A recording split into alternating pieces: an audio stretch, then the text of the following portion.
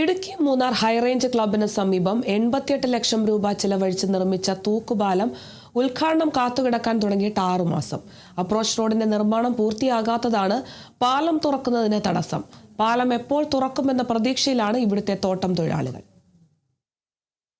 2018 പ്രളയത്തിൽ തകർന്ന നടപാലത്തിന് പകരം പഴയ മൂന്നാർ ചൊക്കനാട് നിവാസികളുടെ വർഷങ്ങളായുള്ള ആവശ്യത്തെ തുടർന്നാണ് ഹൈറേഞ്ച് ക്ലബിന് സമീപം പുതിയ തൂക്കുപാലം നിർമ്മിച്ചത്. പാലം യാഥാർത്ഥ്യമായതോടെ പഴയ മൂന്നാറിൽ നിന്നും മൂന്നാർ ടൗണിലേക്കുമുള്ള യാത്രാ ദുരിതത്തിന് പരിഹാരമാകുമെന്നായിരുന്നു നാട്ടുകാരുടെ പ്രതീക്ഷ. എന്നാൽ നിർമ്മാണം പൂർത്തിയായിട്ട് 6 മാസം പിന്നിട്ടിട്ടും പാലം തുറന്നിട്ടില്ല. പാലം പോയി 9 வருஷம் ஆயிடுச்சு. இப்போ அது கெட்டியிருக்காக இன்னும் கொஞ்சம் குறை இருக்கு. நாங்க எல்லாம் இந்த வழிதான் சுத்தி போய்கிட்டு இருக்கோம். ஸ்கூல் பிள்ளைகள்ல இருந்து எல்லாம் அப்படி போய்கிட்டு இருக்கோம். இந்த பாலத்தை ஒன்று சரியாக்கி கொடுங்க. அதனால ரொம்ப கஷ்டமா இருக்கு போக்குவரத்துக்கு. பிள்ளைகளை வச்சுட்டு ரொம்ப கஷ்டப்படுறோம். ஒரு ஆஸ்பத்திரிக்கு போனாலும் ரொம்ப கஷ்டப்படுறோம்.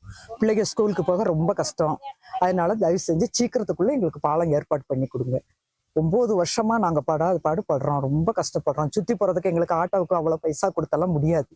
പാലത്തിലേക്കുള്ള അപ്രോച്ച് റോഡിന്റെ നിർമ്മാണം പൂർത്തിയാകാത്തതാണ് പ്രധാന തടസ്സം. ഡീൻ കുര്യാക്കോസ് എം പി അനുവദിച്ച 73 ലക്ഷം രൂപയും പഞ്ചായത്ത് അംഗം മണിമൊഴി അനുവദിച്ച 15 ലക്ഷം രൂപയും ഉൾപ്പെടെ ആകെ 88 ലക്ഷം രൂപ ചെലവഴിച്ചാണ് തൂക്കുപാലം നിർമ്മിച്ചത്. പാലം തുറക്കാത്തതിനാൽ വിദ്യാർത്ഥികൾ ഉൾപ്പെടെയുള്ള നാട്ടുകാർ ഇപ്പോഴും കിലോമീറ്ററുകൾ ചുറ്റിയാണ് യാത്ര ചെയ്യുന്നത്. Kerala vision news, Idukki.